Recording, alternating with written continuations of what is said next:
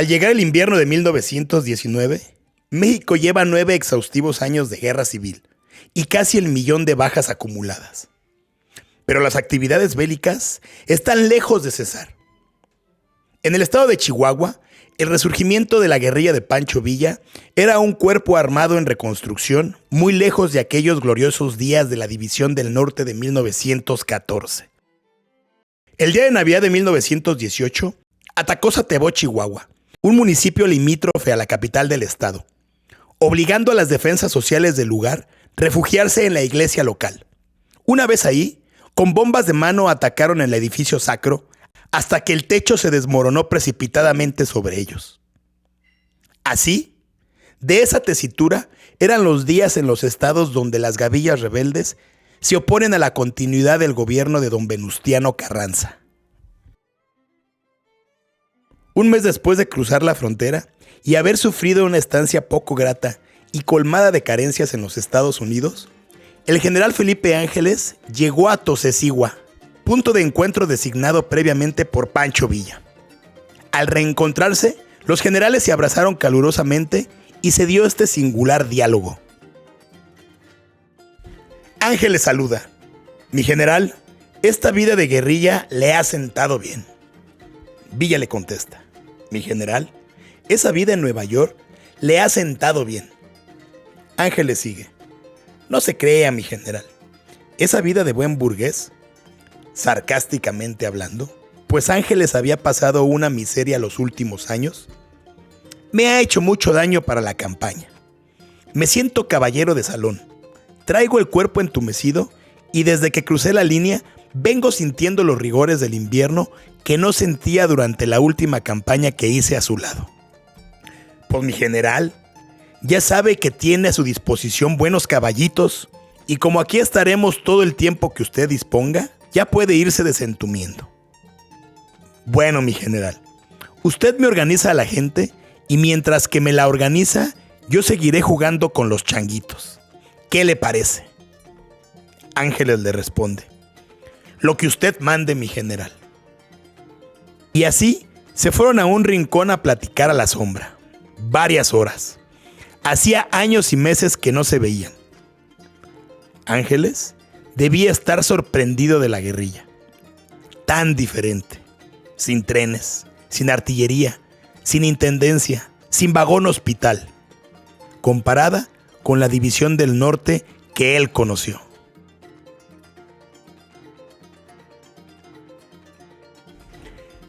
Ángeles se tomó muy en serio lo de la organización de los muchachitos y comenzó a darles clases de gimnasia a los 200 guerrilleros con los que andaba Villa.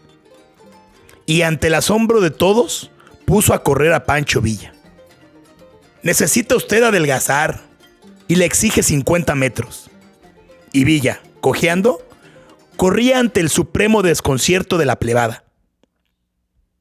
¿Ya se cansó? Y contesta Villa: ¿cómo me voy a cansar? Pues apriete los labios, mi general. Todo el ejercicio con las piernas.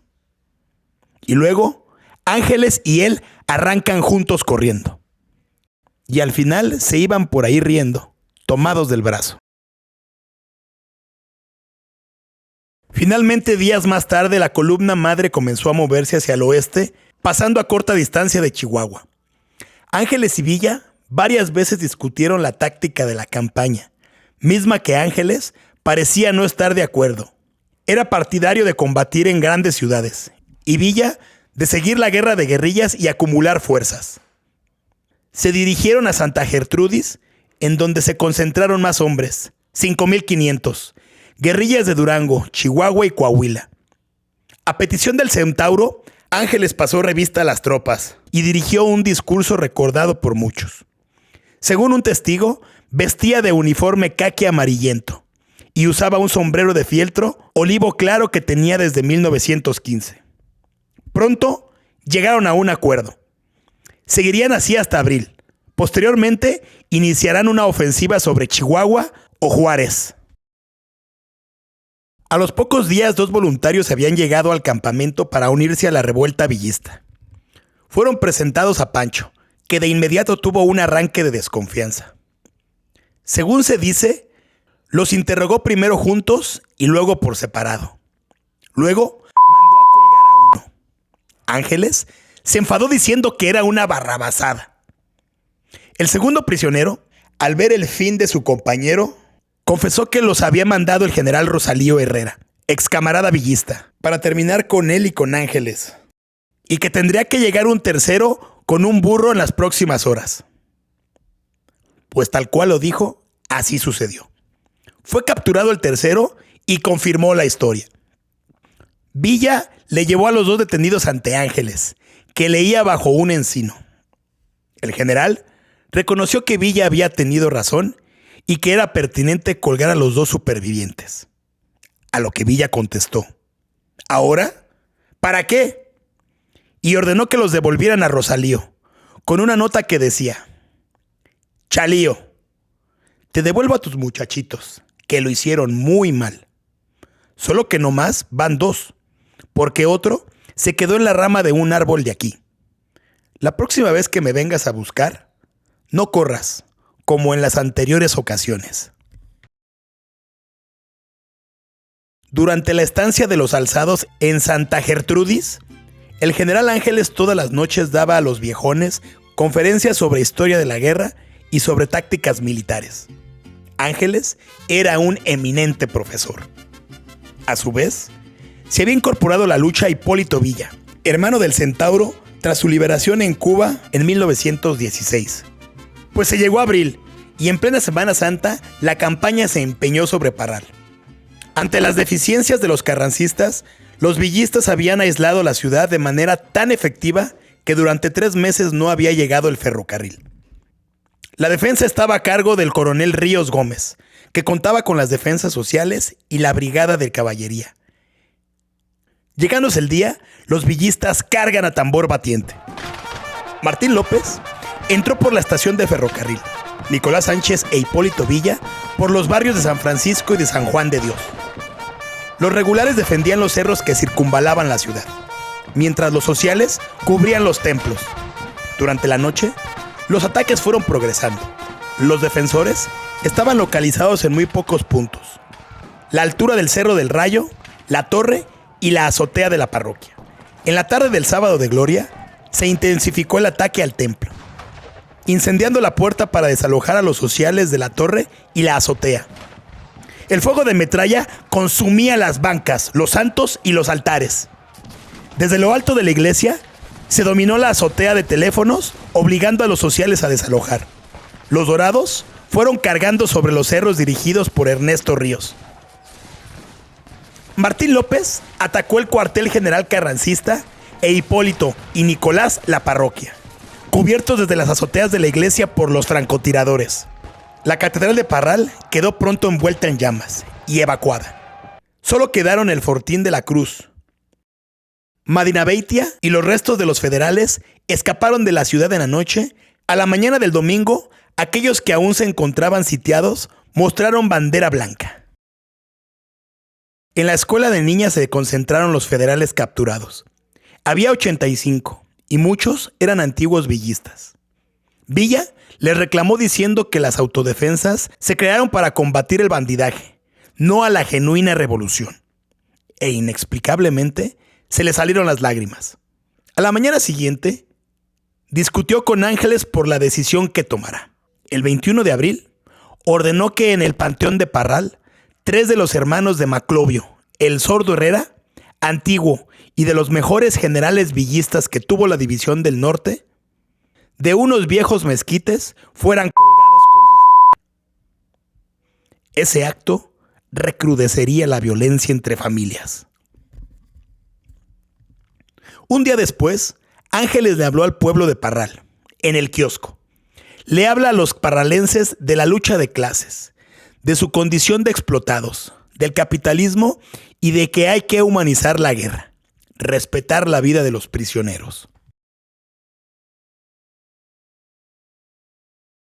7 días después de la muerte de Emiliano Zapata, el 17 de abril de 1919, en un parquecito a las orillas del río Florido, en una sencilla ceremonia religiosa en la que participó Felipe Ángeles, Francisco Villa se casa otra vez, ahora con Soledad Seañez, una maestra de escuela y costurera en la fábrica de Talamantes, de 23 años, que confesará más tarde: yo nunca me enamoré de él. Pasaron 2 meses y el recién casado Pancho concedió una entrevista a El Paso Morning Times. Adelantó algo sobre un posible tercer ataque a Ciudad Juárez, mencionando que formaba un completo cuerpo militar de 580 sanos y equipados hombres. La mañana del sábado siguiente, Villa se estableció en la Escuela de Agricultura de Ciudad Juárez y se organizaron los sistemas de enlace. Poseía planos exactos de las defensas. El empuje principal para tomar la ciudad tenía que venir del flanco izquierdo, que estará en el hipódromo de Ciudad Juárez. El resto de las líneas de tiradores tiene que ser solo de contención. A las 11:35 de la noche del sábado 14, a la luz de la luna, se produjo el avance de la fuerza principal a Juárez.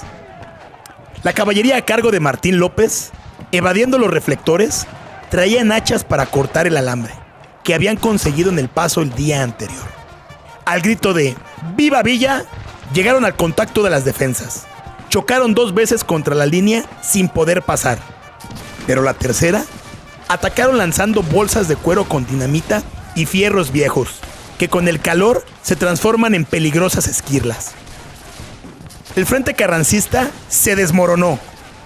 Unos 150 jinetes penetraron, cayendo 60 prisioneros, y ahí mismo les dieron pase por las armas. Al romper las líneas carrancistas y cuando parecía ganada la batalla, abrieron la cárcel. Muchos villistas relajaron la disciplina. Entraron en cantinas y salones y se lo bebieron todo. Pero al amanecer, un contraataque dispersó a los grupos villistas. Hubo 200 bajas de uno y de otro lado en la calle Comercio. Una victoria de la noche anterior casi se vuelve derrota, y los villistas se replegaron hacia el cuartel general de la Escuela de Agricultura. Al llegar el domingo a las 4:30 de la tarde, se abrió fuego y se atacó con el mismo dispositivo de la vez anterior. Se preparaba el asalto final para la noche cuando en el puente internacional se escuchó fuego de fusilería muy nutrido. Sonaba Mausers. Cuando de pronto, intempestivamente, una granada que venía del lado estadounidense impactó en una de las torrecillas del hipódromo. Los gringos estaban disparando desde el barrio del Sunset Way. El general James Irwin, comandante del Fort Bliss, ordenó el bombardeo e hizo cruzar a la frontera una cifra de soldados que las fuentes mexicanas hacen crecer hasta 4,000. Hay una mínima resistencia por parte de los villistas. Disparan contra los soldados afroamericanos que vienen del Fort Bliss. En el puente de indios, un grupo de villistas rezagados le hacen frente. Al verse en desventaja, Pancho ordenó el repliegue a Cenecú,